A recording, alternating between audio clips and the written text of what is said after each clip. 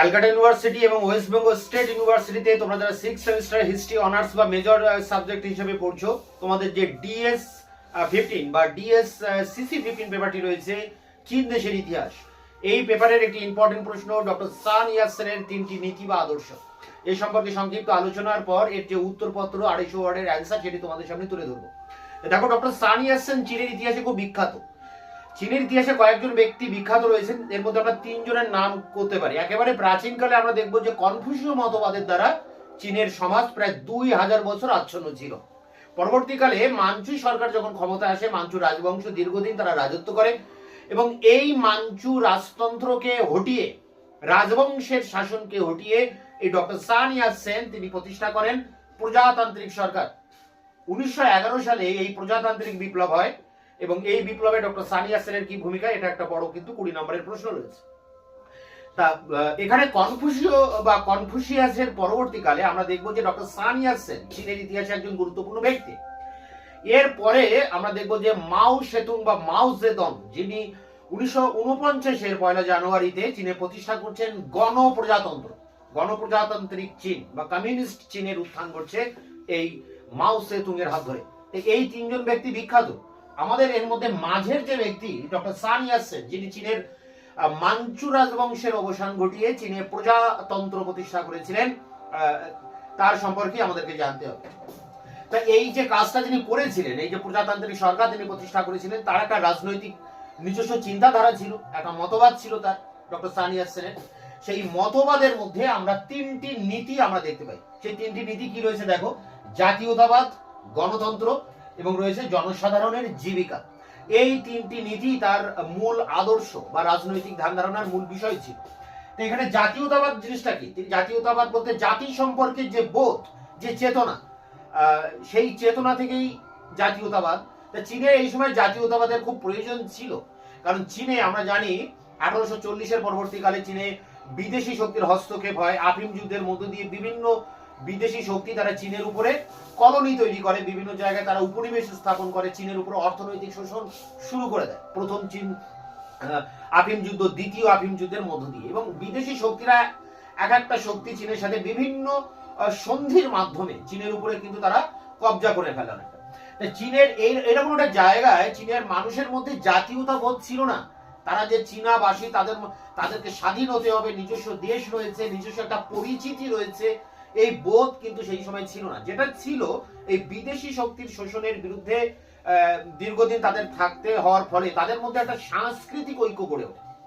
অর্থাৎ আমরা চীনের ইতিহাস পড়লে দেখব যে চীনে আত্মশক্তি আন্দোলন বলে একটা আন্দোলন হয়। সেই আন্দোলনের মূল বিষয় ছিল যে এই বিদেশি শক্তির বিরুদ্ধে লড়াই করতে গেলে আগে আমাদের নিজেদেরকে শক্তিশালী হতে হবে, নিজেদের আত্মাকে শক্তিশালী করতে হবে, নিজেকে ডেভেলপ করতে হবে। এবং এই কারণে পাশ্চাত্য ধাঁচে পড়াশুনো করা বা অন্যান্য সামরিক সরঞ্জাম বৃদ্ধি করা, পাশ্চাত্যকে অনুকরণ করা কিন্তু শুরু হয়। যে বিদেশি বা পাশ্চাত্য শক্তির বিরুদ্ধে তাদের লড়াই, এখন তাদের সাথে লড়াই করতে গেলে, তাদের সমকক্ষ হতে গেলে তাদেরকেই আবার কিন্তু অনুকরণ করা শুরু হয় এই আত্মশক্তি আন্দোলনের মধ্য দিয়ে। এবং এই আন্দোলনের ভিতর দিয়ে চীনের যে নিজস্ব ভাষা, সেই ভাষার অনেক ডেভেলপ হয়, অনেক গ্রন্থ বইপত্র লেখা হয়, অনেক সাহিত্যিক, কবি, নাট্যকার ও ঔপন্যাসিক, জাতীয়তাবাদী লেখক তাদের লেখনীর ভিতর দিয়ে চীনের একটা জাগরণ গড়ে তোলে এবং সমগ্র চীনের মধ্যে একটা সাংস্কৃতিক ঐক্য কিন্তু গড়ে ওঠে। চীন একটা বিরাট বড় দেশ, অনেক অঞ্চল, অনেক প্রদেশ রয়েছে এবং এক একটা প্রদেশের সাথে আরেকটা প্রদেশে একটা বিচ্ছিন্ন ভাব ছিল। কিন্তু সেই বিচ্ছিন্নতা কাটিয়ে, অর্থাৎ সেই আঞ্চলিক বিচ্ছিন্নতাকে দূর করে এই সাংস্কৃতিক ঐক্যের মধ্য দিয়ে চীন একটা ঐক্যবদ্ধ হয়েছিল। এই ঐক্যবদ্ধকে আমরা বলবো যে সাংস্কৃতিক ঐক্যবদ্ধতা। ডক্টর সান ইয়াতসেন বলছেন যে আমাদের এই সাংস্কৃতিক ঐক্যবদ্ধতার প্রয়োজন নেই, এর থেকেও জরুরি আমাদের রাজনৈতিক ঐক্যবদ্ধতা। অর্থাৎ বিদেশি শক্তির বিরুদ্ধে লড়াই করতে গেলে আগে আমাদেরকে রাজনৈতিকভাবে ঐক্যবদ্ধ হতে হবে, সমগ্র দেশটাকে ঐক্যবদ্ধ করতে হবে এবং সেটা করা সম্ভব এই জাতীয়তাবাদের মাধ্যমে। প্রথমে জাতীয়তা বোধ গড়ে তুলতে হবে মানুষের মধ্যে, তারপর সেই জাতীয়তাবোধ, জাতীয়তাবাদী ভাবধারা সারা দেশে কিন্তু ছড়িয়ে পড়বে এবং বিভিন্ন অঞ্চলের মধ্যে যে বিচ্ছিন্নতা রয়েছে সেটাকে এক সূত্রে নিয়ে আসতে হবে। এই কারণে ডক্টর সান ইয়াতসেন তার এই জাতীয়তাবাদী ভাবধারা তুলে ধরেন। তিনি বলেন যে সাংস্কৃতিক যে ঐক্য তাকে রাজনৈতিক ঐক্যে পরিণত করতে হবে এবং নির্দিষ্ট একটা রাজনৈতিক ভাবধারার মাধ্যমে সমগ্র দেশকে কিন্তু ঐক্যবদ্ধ হতে হবে এবং এই ঐক্যবদ্ধ হয়ে বিদেশি সাম্রাজ্যবাদী শক্তির বিরুদ্ধে লড়াই করতে হবে। এই ছিল তার জাতীয়তাবাদী চিন্তা ভাবনার মূল বিষয় এবং এই যে সাংস্কৃতিক ঐক্যবদ্ধতা সেটা রাজনৈতিক ঐক্যবদ্ধতায় পরিণত হবে, এটা করা হবে একটা শক্তিশালী শাসনতন্ত্রের মাধ্যমে। একটা শক্তিশালী শাসনতন্ত্র প্রতিষ্ঠা করে তার মাধ্যমে বা তার হাত ধরে এই জাতীয়তা বোধ কিন্তু তার জাগরণ ঘটবে এবং এই জাতীয়তা বোধের এই জাগরণ ঘটানোই ছিল ডক্টর সানি ইয়াসিনের সাম্রাজ্যবাদী শক্তির বিরুদ্ধে প্রতিবাদের মূল হাতিয়ার। অর্থাৎ সাম্রাজ্যবাদী যে বিরোধিতা সেটাই ছিল জাতীয়তাবাদী আন্দোলনের মূল ভিত্তি। এরপরে আমরা দেখবো যে গণতন্ত্র। দেখো ডক্টর সানি ইয়াসিনের গণতান্ত্রিক যে ধ্যান ধারণা অনেকটা সময় বিবর্তন হয়েছে। প্রথম দিকে একরকম ছিল, পরে কিন্তু আরেক রকম হয়েছে। তা তার এই রাজনৈতিক চিন্তাধারা 1925 নাগাদ একটা কংক্রিট জায়গায় গিয়ে দাঁড়িয়ে যায় এবং সেখানে তিনি বলছেন যে গণতান্ত্রিক বিষয়টা হচ্ছে এই যে চীনের যে আভ্যন্তরীণ যে সমস্যা তার প্রেক্ষাপটে তিনি গণতন্ত্রকে ব্যাখ্যা করেছেন। তিনি বলছেন যে সরকারি যে সমস্ত উচ্চ পদগুলো রয়েছে, আর তিনি এভাবেই বলছেন যে রাজনৈতিক ক্ষমতার মূল ভিত্তি বা ক্ষমতার মূল ভিত্তি হচ্ছে সরকার এবং সেই সরকারকে তৈরি করবে জনগণ। জনগণ গণভোট এবং জনগণের সমর্থন নিয়ে এই সরকার তৈরি হবে এবং এই সরকার এবং এই জনগণ এদের সুরক্ষার জন্য, এদের স্বার্থ রক্ষার জন্য সরকারি যে সমস্ত উচ্চ পদগুলো রয়েছে সেই উচ্চ পদস্থ কর্মচারীদের যখন নিয়োগ হবে তখন জনসাধারণের ভোটের মাধ্যমে এদের নিয়োগ করতে হবে এবং এদেরকে পদচ্যুত করতে হবে। অর্থাৎ সরকারি কর্মচারীদের নিয়োগের ক্ষমতাও সাধারণ মানুষের হাতে দেওয়ার কথা বলেছেন। একেই তিনি গণতন্ত্র বলছেন। পরে তিনি এটাও বলছেন যে সরকার মানে গণভোট এবং জনসাধারণ সমর্থিত যে সরকার, সেই সরকারের হাতেই থাকবে দেশের আইন প্রণয়নের ক্ষমতা, সেই আইনকে সংশোধন করার ক্ষমতা, সেই আইনকে বাতিল করার ক্ষমতা। এইভাবে তিনি গণতন্ত্রকে ব্যাখ্যা করেছেন চীনের প্রেক্ষাপটে। এরপরে আমরা দেখবো যে জনসাধারণের জীবিকা। জনসাধারণের জীবিকার ক্ষেত্রে তিনি খুব সহজ একটা বিষয় বলছেন যে দেশের সমস্ত জমি সরকার তার নিজের নিয়ন্ত্রণে নেবে, নিয়ে জনসাধারণের মধ্যে সমতার ভিত্তিতে, সাম্যবাদী নীতির ভিত্তিতে সেই জমি বন্টন করে দিতে হবে এবং বন্টন করে দেওয়ার ফলে জনসাধারণের জীবিকা, জীবন জীবিকা নির্ধারিত হবে বা সুনির্দিষ্ট হবে। এই নীতির কথা তিনি বলেছেন।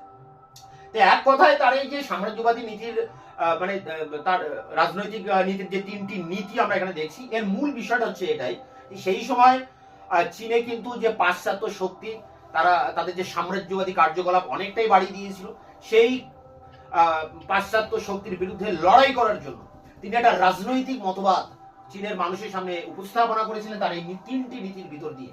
এবং তিনি বলেছিলেন যে এখন বিদেশি বিরোধিতা এই মুহূর্তে নয়, আগে বিদেশি বিরোধিতার থেকেও আমাদেরকে গুরুত্ব দিতে হবে আমাদের এই রাজনৈতিক মতবাদের উপর, আমাদের এই জাতীয়তা বোধের উপর।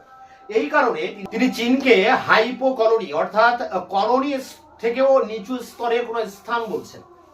কোনো দেশও নয়, কোনো কলোনিও নয়। পাশ্চাত্য শক্তিবর্গের আগ্রাসনের ফলে চীনের অবস্থা এতটাই খারাপ হয়ে গেছে যে একটা কলোনির থেকেও নিচু স্তরের একটা স্থান বলে বর্ণনা করছেন ডক্টর সানি ইয়াতসেন। এবং সেই জায়গা থেকে চীনের রাজনৈতিক স্বাধীনতার জন্য এবং চীনের যে অখণ্ডতা, সেই অখণ্ডতার উপর বিদেশি শক্তি যে আঘাত হানছে তার বিরুদ্ধে অর্থাৎ সাম্রাজ্যবাদী শক্তির বিরুদ্ধে লড়াই করার জন্য তিনি হাতিয়ার হিসেবে বেছে নিয়েছিলেন এই জাতীয়তাবাদকে। এবং দেশের যে সরকার, দেশের যে শাসনতন্ত্র তাকে পরিচালনা করার ক্ষমতা দেওয়া হয়েছিল গণতান্ত্রিক পদ্ধতিতে জনগণের হাতে। এবং সেক্ষেত্রে জনগণের জীবন জীবিকাকে নির্বাহ করতে, সুনির্দিষ্ট করতে হবে, দেশের সমস্ত জমি তাদের মধ্যে ভাগ বাটোয়ারা করতে হবে।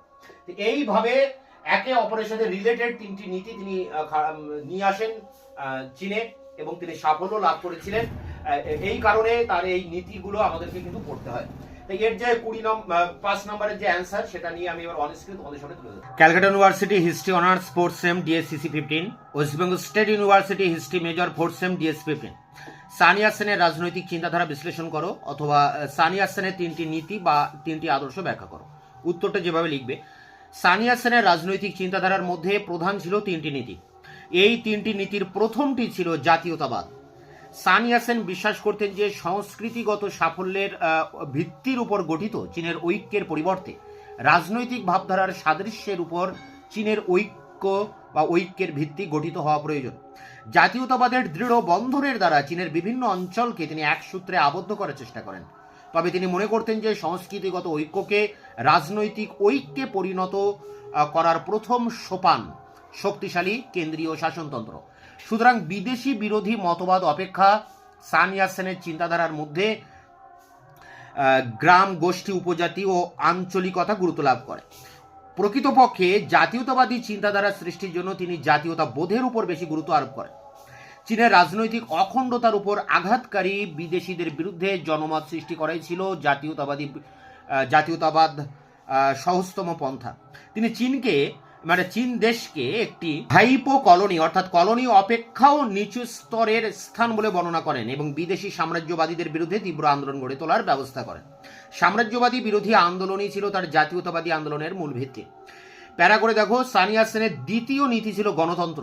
তবে সান ইয়াতসেনের গণতান্ত্রিক ধ্যান ধারণা ধীরে ধীরে বিবর্তনের ফলে একটি নতুন আদর্শে পরিণত হয়।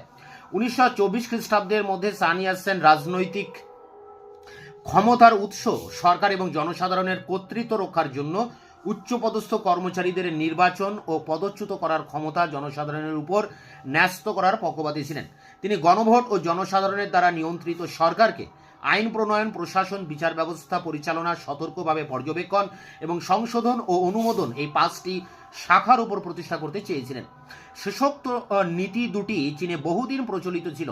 সান ইয়াতসেন আবার নতুন করে তা অনুমোদন প্রবর্তন করতে চেষ্টা করেন। তবে সান ইয়াতসেন ক্ষমতা সবসময় উন্নত মানের ব্যক্তিদের উপর ন্যস্ত করার পক্ষপাতী ছিলেন, কিন্তু সাধারণ লোকের স্বার্থের দিকে দৃষ্টি রেখে তাদের শাসন কার্য পরিচালনা করার জন্য তিনি অনুরোধ করেন। প্যারা করে দেখো, শেষ প্যারা, তৃতীয় নীতিতে জনসাধারণের জীবিকা নির্বাহের কথা সান ইয়াতসেন উল্লেখ করেন। ক্ষমতা লাভের পর কিভাবে এই ক্ষমতা প্রয়োগ করা হবে এই নীতিতে তা ব্যাখ্যা করা হয়। সাধারণভাবে বলা হয় যে সান ইয়াতসেন তার কর্মসূচি অর্থনৈতিক ব্যাখ্যা অপেক্ষা সামাজিক ব্যাখ্যার উপর অধিকতর নির্ভরশীল। তিনি রাষ্ট্রের প্রত্যক্ষ হস্তক্ষেপের সাহায্যে জমির মালিকানার মাধ্যমে সমতা স্থাপনের পক্ষপাতী ছিলেন। তবে এই কর্মসূচি কার্যকরী করার জন্য তিনি কোনো নির্দিষ্ট নীতির কথা উল্লেখ করেননি। এই ছিল ডক্টর সান ইয়াতসেনের 3টি নীতি। এটা সংগ্রহ করে পরীক্ষার প্রস্তুতি নাও। দেখা হচ্ছে অন্য ভিডিওতে।